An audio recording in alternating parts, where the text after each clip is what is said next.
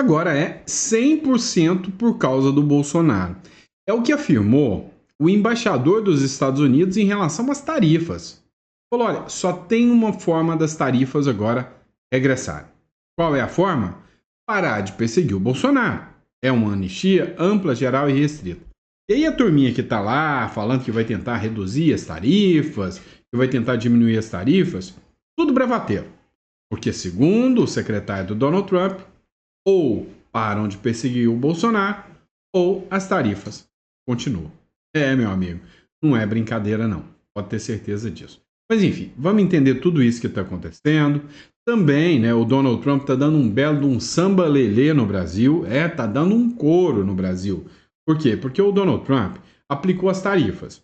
E aí, segundo uma matéria da revista Oeste, essas tarifas revelam uma fragilidade sem precedentes da diplomacia brasileira.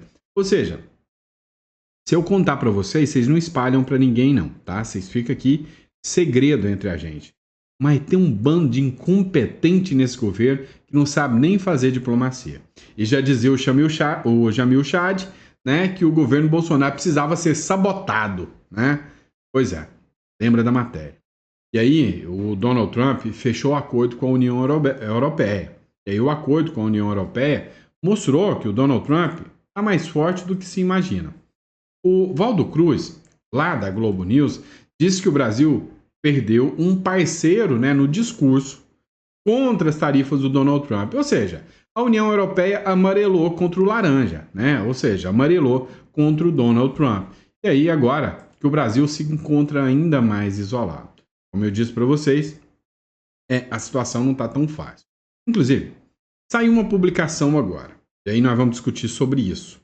Na sua visão, o Donald Trump vai ter força o suficiente para o Bolsonaro estar em 2026 nas eleições? Sim ou não? Responde aqui para a gente, tá? Na sua visão, o Donald Trump tem força para resolver o problema ou não? Quero saber sua resposta. E vamos para cima, você que não é inscrito no canal, inscreva-se no canal, dá uma força para a gente e também saiba que você está num canal que sempre vai trazer informação de altíssima relevância para você, tá bom? Vamos para cima, vamos de informação, bora acompanhar tudo que está rolando no Brasilzão. Hoje é dia 29, terça-feira, esse é o nosso Café com Política, começando bem o dia aqui. Vamos para cima. É o seguinte, pessoal, olha só essa matéria da revista Oeste. As tarifas de Trump revelam a fragilidade diplomática do Brasil e deixam um alerta perigoso. A fragilidade diplomática do Brasil é tão frágil quanto a nossa fragilidade militar. A gente, perdão da palavra, somos um bando de bostinha, né? O aumento das tarifas norte-americanas, segundo a matéria, sobre os produtos brasileiros, que foi estabelecido pelo Donald Trump, passa a valer agora, né, a partir do dia 1º de agosto, e já provocou um impacto gigante em empresas que dependem com o comércio dos Estados Unidos, né, dependem do comércio dos Estados Unidos para poder sobreviver, levando à redução da produção destinada à exportação para aquele mercado. O novo patamar de tarifas, vocês sabem, no caso do Brasil, ficou em 50%. E evidenciou uma necessidade do Brasil buscar maior diversificação nas suas relações comerciais. O Brasil devia buscar abrir o seu mercado, negociar com tudo e todos, né? Sem questão ideológica.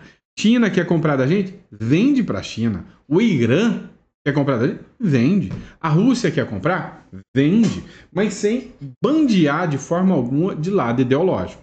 Para quando o Donald Trump chegasse até a gente e falasse, ou a OTAN chegasse até a gente e falasse, você, Brasil, você está comprando o petróleo dos russos contra a Ucrânia, o Brasil ia falar, vende mais barato para mim, eu não preciso comprar deles. Agora, se o deles é mais barato que o seu, cala a boca e não me venha com chorumelas. Simples assim, né? Agora, enquanto outros países como o Reino Unido, Vietnã, a Indonésia, as Filipinas e o Japão conseguiram negociar reduções lá com os Estados Unidos, fizeram bons acordos, abriram o mercado, precisaram fazer concessões, mas agora abriram o mercado para comprar dos Estados Unidos. Estados Unidos que não vai comprar do Brasil, vai comprar de quem? Da China, Japão, do Japão, né, do Reino Unido, das Filipinas. é as Filipinas, gente. Pelo amor de Deus, né? E o Brasil ficou isolado e não obteve nenhuma concessãozinha sequer. Além disso, um novo acordo entre os Estados Unidos e a União Europeia diminuiu as tarifas também. Lá na União Europeia ia ser 30%. Caiu para quanto? Para 15%. E essa, vamos dizer assim, essa rasteira que o Brasil tomou no acordo dos Estados Unidos e União Europeia foi forte? Foi. A militância de redação já começou o chororô, né? Se for chorar, manda áudio. Análise. O acordo com a União Europeia. Dessa vez foram os europeus e não o Trump que amarelaram diante do Laranjinha, né? A turnê global de Donald Trump de imposições a seus parceiros comerciais conseguiu seu mais recente acordo, uma tarifa bancária básica, comercial básica, de 15% sobre os bens da União Europeia, reduzida dos 30% para 15%. E ainda a União Europeia fez um bom acordo. O Donald Trump falou o seguinte, olha, foi o melhor que conseguimos, disse a presidente da Comissão Europeia, Ursula von der Leyen. Né? Muitos concordarão com ela, mas ainda assim, é difícil conciliar totalmente o discurso de desviamos da bala com a realidade de que o mercado único da Europa, com 27 países, sofrerá um impacto real. A combinação de uma tarifa de 15% com a valorização de 13% do euro frente ao dólar americano no acumulado do ano representa um golpe duplo de competitividade, com pouco em troca. Pois é, né? Esse militante de redação aqui deve saber bem mais, né, do que os economistas da União Europeia que recuaram, né, e sentiram o impacto, sentiram a pancada, né? Agora, o Valdo Cruz, lá da Globo News, ele disse o seguinte, olha, o Brasil que estava se achando, né, que ia ser o poderoso, o Brasil ia colocar os Estados Unidos no seu lugar. Olha que coisa. Olha o que o Lula acredita. Pois é, foi perder um grande aliado, um parceiro de peso nas negociações sobre as tarifas. Dá uma olhada. O tempo está carregado aqui para o Brasil diante da iminência de que entre em vigor realmente na sexta-feira o tarifaço de 50%. Esse acordo da União Europeia, que o Rodrigo Carvalho mostrou aí, que tem alguns países criticando, né? Mesmo com essas críticas, acaba representando de fato um acordo ali com os Estados Unidos. É ruim para o Brasil em qual sentido? No sentido de que a gente perde um aliado de peso neste embate com os Estados Unidos. Os principais países e blocos estão conseguindo, de uma certa forma até desvantajosa, mas estão fechando um acordo com Donald Trump. Isso vai isolando o Brasil. O Brasil perde ali, se a União Europeia ficasse ali sem um acordo, o Brasil teria a União Europeia ali insistindo ali na batalha contra os Estados Unidos, sendo até um aliado do Brasil nesse caso. A China hoje, os negociadores de Xi Jinping vão se encontrar com os negociadores de Donald Trump na Suécia, em Estocolmo, para prosseguir e devem prorrogar por mais 90 dias aquele pré-acordo que eles fizeram. Então, não é que vai entrar tudo em vigor para todo mundo, não. Para a China vai ter mais uma prorrogação, muito provavelmente de 90 dias. Então, o cenário tem sido ruim para o Brasil, Leilane, porque a gente vai ficando isolado nessa batalha. Agora, claramente, o que vai se configurando realmente é um Donald Trump querendo impor, não como diz a Leilane, dois bodes na sala, está querendo colocar um verdadeiro... elefante. Um elefante na sala ali. E o bode junto, né? Que a Leilane colocou, porque o bode fede pra caramba. É um zoológico, né, Valdo? É um zoológico, que o bode fede muito. Então, assim, imagina aquele... Mesmo quando você tira o bode, né, Leilane? Parece que ele continua lá, porque o cheiro dele permanece na sala. Pois é, o verdadeiro bode quem tá tendo é o Brasil, né? O bode velho que tá com o Brasil, né? Eu ia falar besteira aqui, vocês me perdoem, mas realmente, o Brasil tá isolado. Nem a Globo News consegue desmentir mais, nem a Globo News consegue disfarçar mais. O Brasil está isolado e essas tarifas vão arrebentar o Brasil. E é simples.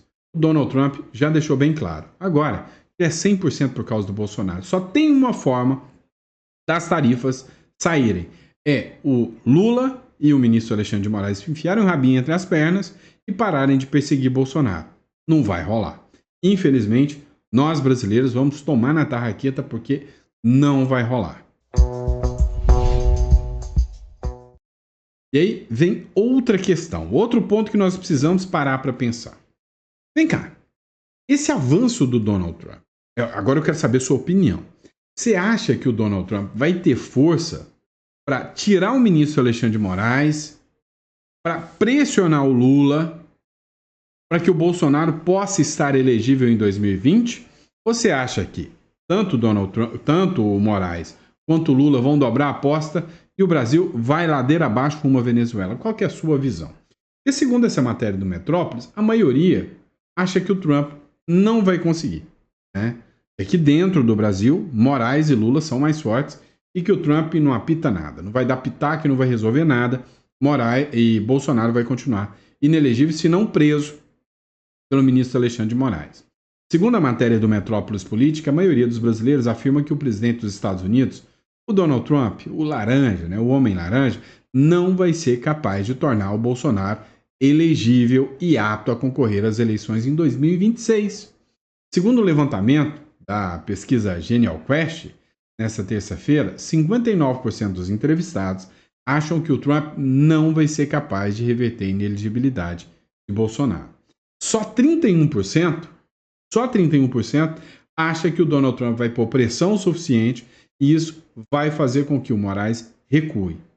Agora, tem uma turma que já acredita que o próprio sistema vai expurgar o Alexandre de Moraes, igualzinho eles fizeram com a Dilma Rousseff, para se salvar, né, para safar desse negócio de cassação de visto e entre outras coisas. Enquanto 31% acredita na possibilidade do ex-presidente voltar a se eleger, outros 10% não sabem responder ou não quiseram responder. Mas eu quero a sua resposta. E aí, o Trump vai conseguir deixar o Bolsonaro elegível ou não? Porque a aposta do Trump é que ele está 100% fechado com o Bolsonaro. Olha só, essa matéria aqui do canal UOL. Olha só essa matéria aqui do canal UOL que eu vou colocar para vocês. Agora é 100% Bolsonaro, afirma ex-embaixador dos Estados Unidos, Thomas Shannon, sobre as tarifas e a crise entre o governo e o Brasil. Então, segundo, né, a jornalista do UOL, agora não adianta mais negociar, dialogar, conversar.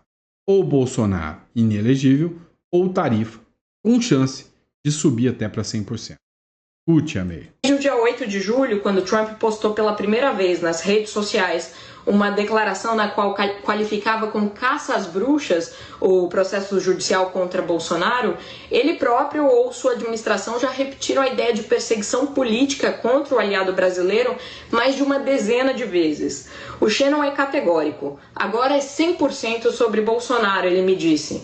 Até porque Trump já colocou tarifa no aço e não tem dificuldade em disparar ameaças aos BRICS. Não acho que ele deixaria de citar se fosse o caso, diz o Shannon. De fato, embora tenha imposto tarifas na China e ameaçado a Rússia com 100% de taxa, em nenhum dos dois casos o BRICS foi o seu motivador. Na semana passada, aliás, Trump anunciou um acordo comercial com um dos novos integrantes do bloco, a Indonésia, e as negociações com a Índia, o membro original do grupo, estão avançando. Desde o dia 8 de julho, quando Trump postou pela primeira vez... Pois é, você viu o que ela falou aqui. Não é a questão do BRICS mais. A fala do Lula sobre atacar o dólar julgou muito. Mas agora, segundo o Shannon, acabou. É por causa do Bolsonaro. Ou tem um recuo por parte do Alexandre de Moraes e Lula, ou vão avançar contra eles. Achei interessante demais essa matéria do Pleno Time aqui, né? Onde a Lili Pacheco, a jornalista Lidiane Pacheco, que vive hoje nos Estados Unidos, ela afirmou que o ministro Alexandre de Moraes ele vai ser rifado pelo sistema, ou seja, ele vai ser expurgado. Os próprios ministros do Supremo vão entregar a cabeça dele de bandeja para o Donald Trump, destacando a importância da pressão internacional sobre o cenário político brasileiro. Dá uma olhada no que ela fala. Uma hora o Alexandre de Moraes será rifado pelo sistema, assim como a Dilma foi. Então, a pressão externa, Monique, ela é necessária. E quem é que está constantemente empurrando e trabalhando para que isso seja alcançado?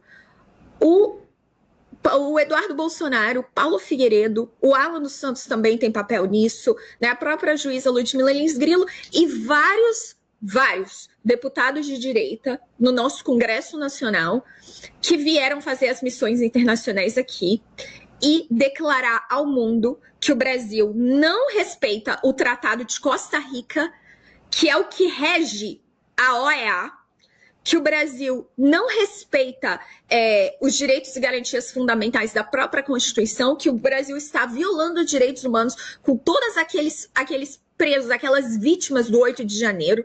O próprio presidente Bolsonaro está tendo vários direitos violados. Então, se não tiver gente para falar isso, certamente a mídia não irá falar. Os diplomatas do Lula não irão falar. Então, quem é que tem que falar? Entende? O nosso Congresso, os nossos deputados estão saindo da zona de conforto deles para lutar pelo Brasil, que é algo que o Senado não está fazendo. E uma hora o Alexandre... Pois é. Viu? O que está acontecendo hoje? Figuras, né, do cidadãos brasileiros, sem cargo, sem mandato eletivo, sem nada disso, são as figuras hoje que estão fazendo o papel de levar ao mundo, né, o discurso sobre o que acontece. Mas isso tem seu preço. Por exemplo, a Ana Paula Henkel está sendo ameaçada, está recebendo ameaças veladas depois de expor o nome de possivelmente uma pessoa vinculada, né, ao caso Felipe Martins.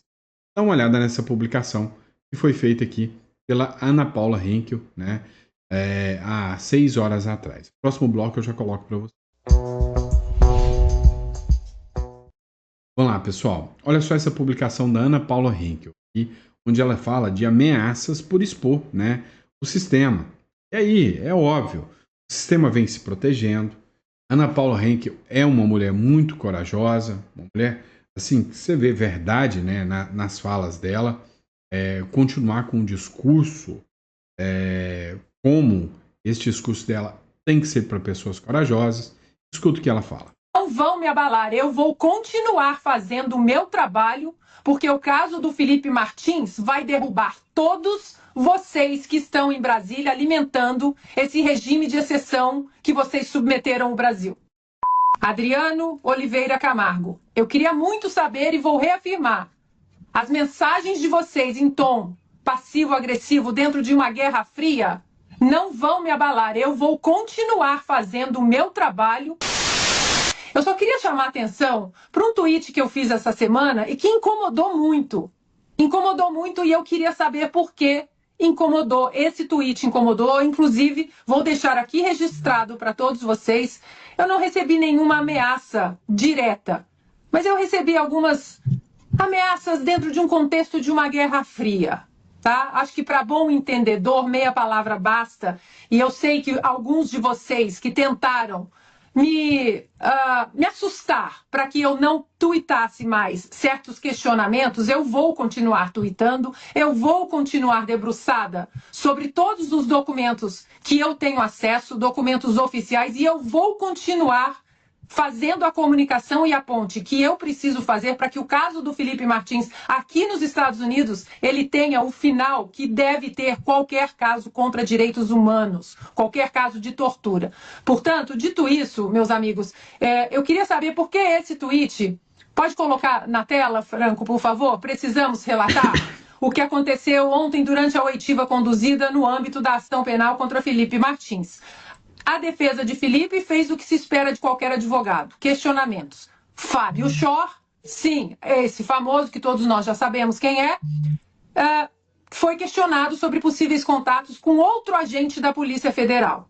Adriano Oliveira Camargo. Adriano Oliveira Camargo, que é o oficial da Polícia Federal aqui nos Estados Unidos, residente na Virgínia, tudo isso dados públicos, não estou fazendo doxing, é tudo público, oficial de ligação da Polícia Federal aqui nos Estados Unidos, inclusive o oficial que tem ligação direta com o CBP.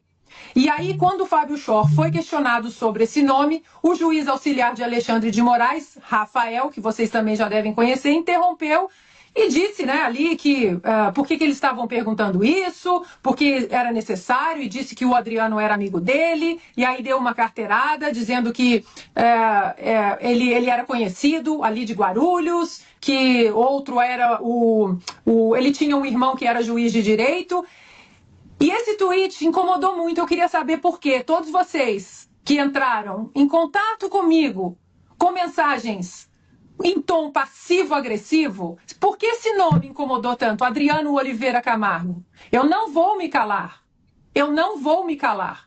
E aí, num segundo tweet, eu relatei o depoimento da doutora Estela Burda, que é corregedora de presídios, o próximo, Frango, por favor, que é corregedora de presídios de Curitiba, e aí a confirmação dela na oitiva essa semana, de que ela esteve no presídio, colheu relatos dos internos, dos oficiais, da equipe de segurança, e todos confirmaram que o Felipe Martins foi submetido a isolamento em solitária, sem iluminação, e ficou 70 dias proibido de receber visita da esposa e que sofreu perseguições. Para vocês terem uma ideia, teve uma vez que o Felipe Martins ele ia ser transferido no meio da noite.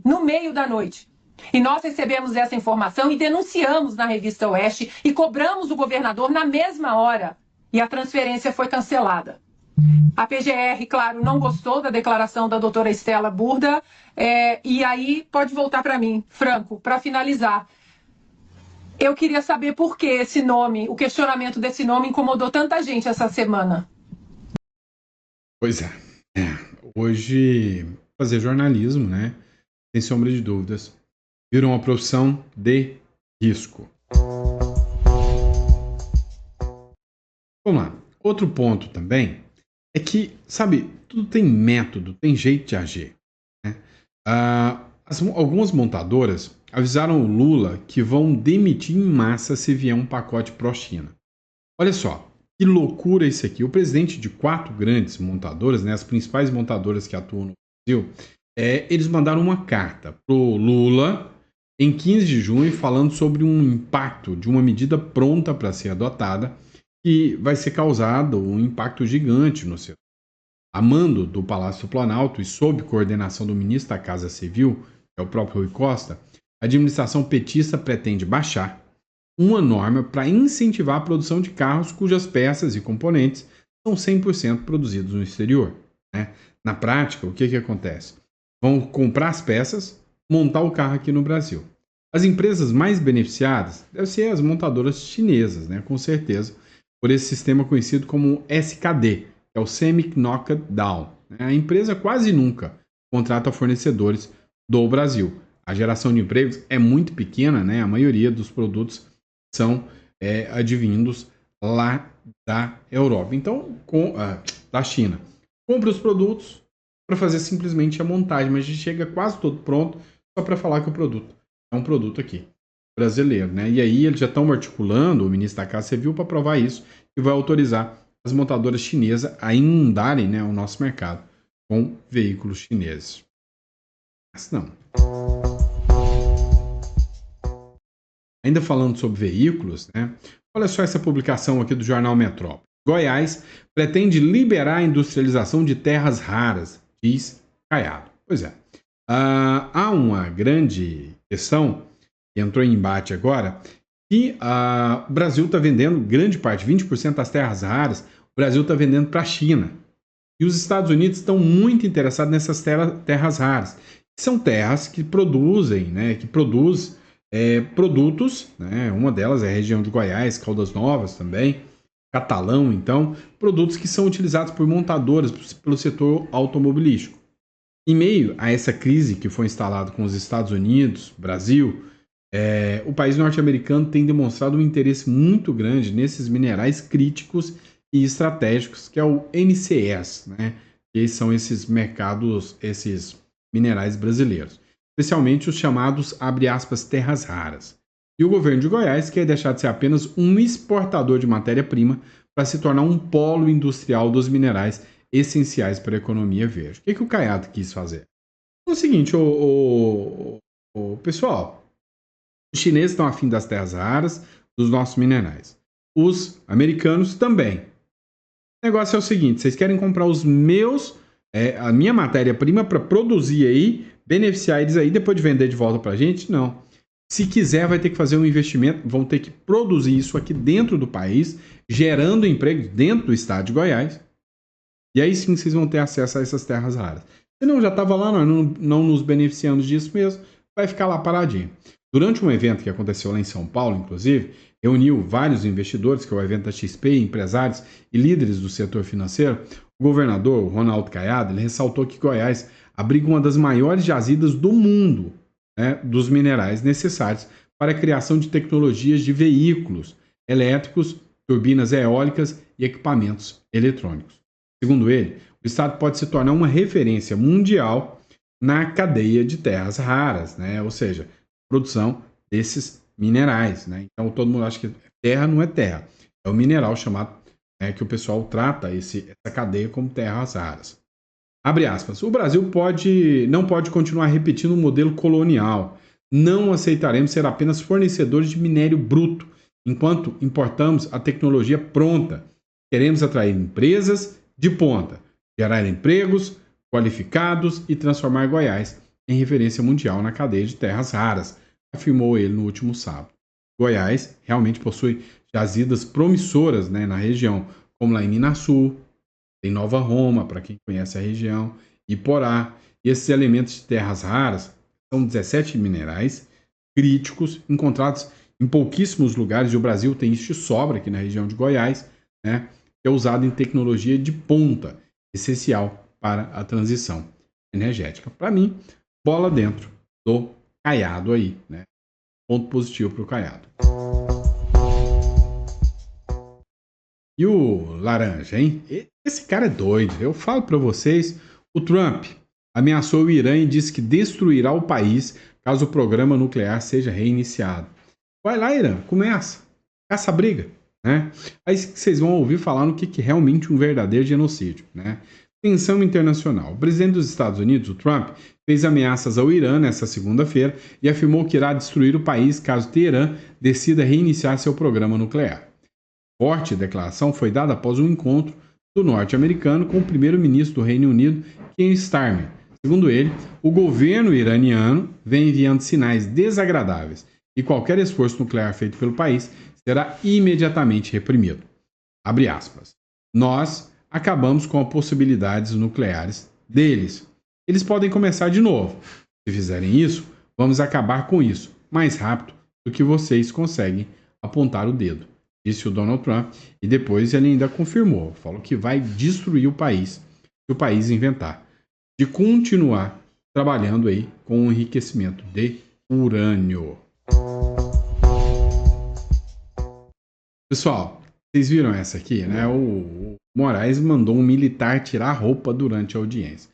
Mas não é bem assim, tá? Calma aí que vocês vão entender. Matéria da Folha de São Paulo. Moraes determina que réus militares troquem a farda por roupa civil. E defesa questiona essa decisão. O que aconteceu? O julgamento da trama golpista. O ministro Alexandre de Moraes do STF determinou nesta segunda-feira que os militares réus pela trama golpista troquem suas fardas por roupas civis para participar do interrogatório. Segundo o ministro Alexandre de Moraes, quem é processado não é o exército brasileiro. Quem é processado são as figuras militares. Então, eles não podem utilizar, né, essas fardas.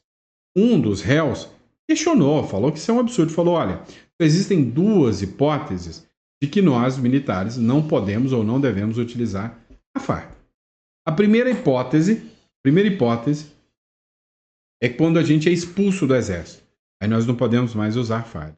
A segunda é quando o comandante determina que nós deveremos exercer alguma atividade sem o uso de farda. Não há respaldo legal, não há na jurisdição a possibilidade do ministro Alexandre de Moraes determinar que alguém troque de roupa ou tire a farda. Eu te pergunto, e se esse militar fala, não, eu não vou tirar? Essa ordem é ilegal. Ia mandar arrancar a roupa dele no meio da audiência, ia mandar prender ele. O que aconteceria, né? Assim, a figura do juiz que conduz o caso, ela é um tanto quanto caricata, né? Algo do tipo meio família Addams, né? Mas assim, é uma situação bem esquisita, né? O que se tornou o Brasil, né? É uma coisa assim, meio que de raiva mesmo, né? Meio de vingança mesmo.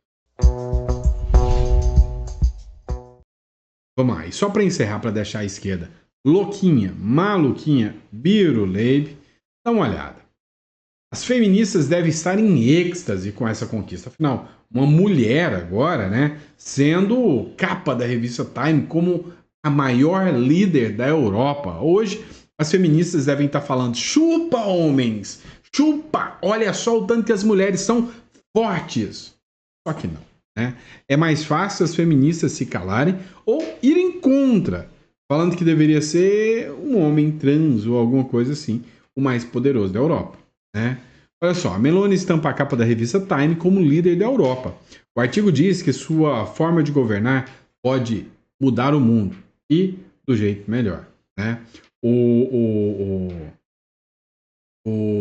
R.L. Moura, ele colocou aqui o seguinte: olha, é uma mulher magra, linda, loira. Não vai agradar as feministas. Ou seja, não vão dar a mínima para Meloni. Quem gosta dessa mulher, é o Milei. Eu sinto um clima ali, uma relaçãozinha do Milei com a Meloni. Vocês já viram aí os vídeos circulando do Milei e da Meloni? Coloca no comentário, eu quero saber. Bom, é isso, pessoal. Espero que vocês tenham gostado do nosso editorial, tá? Que Deus te dê uma mesa farta, repleta de bênçãos. Não, esse é hora do café da manhã, né? Eu já tô perdido no tempo, né? Mas daqui a pouquinho, né? Que seja uma mesa farta para me voltar e bater um papo com vocês, tá? Só um recadinho rápido aqui. Pessoal, vocês já passaram por um inventário? Vocês têm noção do custo de um inventário? O quanto isso é caro? O quanto isso dilapida o seu patrimônio? Você sabe o que é o deságio do inventário? Deixa eu contar para vocês. O negócio é o seguinte. Imagina que você construiu um imóvel. E aí esse imóvel custa, sei lá, R$1 milhão, né? 10 milhões de reais. 10 milhões. E aí, de repente, você vai conversar com São Pedro. Passa dessa para melhor. Bate as botas. O que acontece? Automaticamente, os seus herdeiros têm que abrir um inventário. Mas às vezes você só deixou o bem para ele. Você não deixou nada em dinheiro. Deixou só um imóvel. O que acontece? O imposto é devido de imediato. E aí, a previsão agora, dependendo do estado, é 8%. Então você tem um bem de 10 milhões, 800 mil em cash, em dinheiro líquido. E se não tiver, começa a correr juro, multa, que pode dobrar esse valor aí rapidinho. É assim que o estado age contra você. O que acontece? Nesse caso, como muitos não têm condição de arcar com o inventário, corre lá e vende esse bem, esses 10 milhões aí, por 6, para que a pessoa banque o imposto. Essa é a forma mais fácil de perder dinheiro. Quando você constitui uma holding, você tira esses patrimônios do seu nome e coloca numa pessoa jurídica. A pessoa jurídica, ela nunca vai morrer. Então, em vez de você fazer o inventário, você vai fazer essa transferência para os seus herdeiros em vida, mas vai se manter como administrador total. Uma estrutura muito sólida. Se esse tipo de estrutura é interessante para você, entra no comentário, né? Fala conosco aqui, bate um papo conosco. Nós vamos fazer uma grande estrutura para vocês, tá? Dar uma consultoria total para vocês sobre como estruturar isso. Tá bom? Então é só clicar no link aqui para você que busca uma holding, uma offshore. Estou aqui para te ajudar, tá bom? Grande abraço, fiquem com Deus e até o próximo editorial.